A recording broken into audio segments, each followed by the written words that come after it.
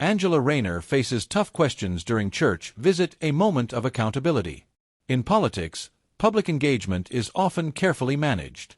But sometimes, genuine, unscripted moments emerge that tell us more about a leader than any prepared speech.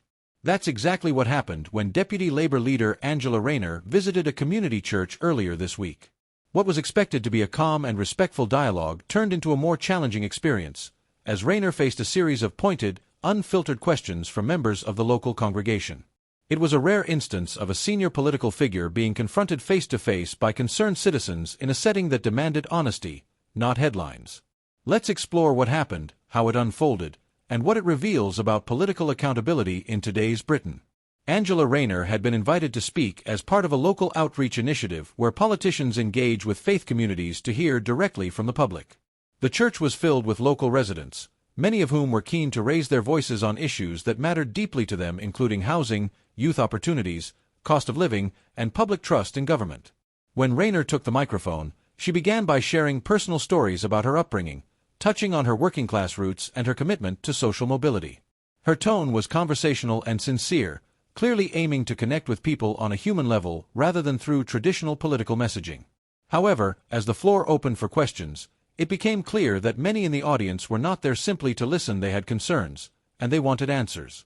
Several attendees respectfully voiced frustration with what they saw as slow action from political leaders on key local issues.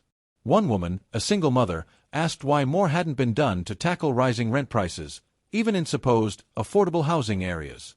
Another speaker questioned Labour's approach to youth unemployment, noting the lack of opportunity for young people in working-class communities.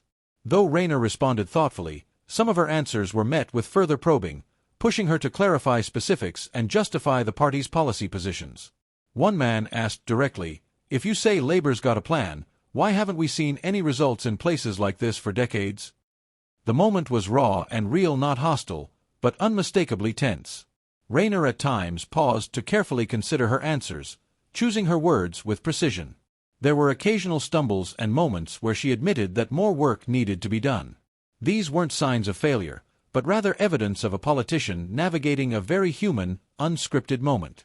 This exchange is a reminder that accountability doesn't just happen in Parliament or during televised debates.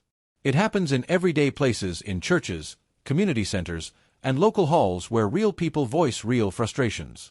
And while politicians often prefer controlled environments, these grassroots forums provide something invaluable: unfiltered feedback. Rayner's willingness to remain present and engaged throughout the session deserves recognition. She did not walk away or dismiss the concerns.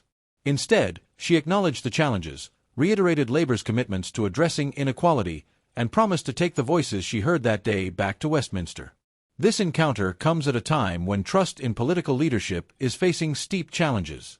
A recent survey by YouGov found that over 60% of UK voters feel disconnected from political decisions made in London.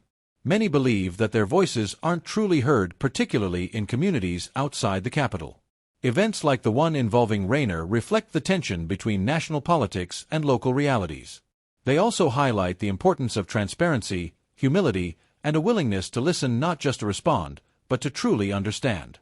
By the end of the event, emotions had settled, and the tone became more constructive. Some audience members thanked Rayner for attending and for hearing them out. While she didn't have all the answers, her presence and the fact that she didn't shy away from difficult questions may have done more to rebuild trust than any policy document ever could. This was not a political rally or a staged photo op. It was something deeper, a moment of reckoning, a test of leadership, and a conversation that reflected the urgency felt by many across the UK. What do moments like these tell us about modern politics? Are we seeing a shift toward more direct, people-led engagement? And how should politicians respond when confronted with real, unscripted public pressure? Let us know what you think in the comments below.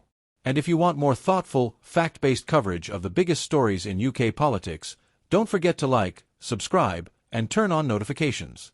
Stay engaged, stay curious, and stay informed.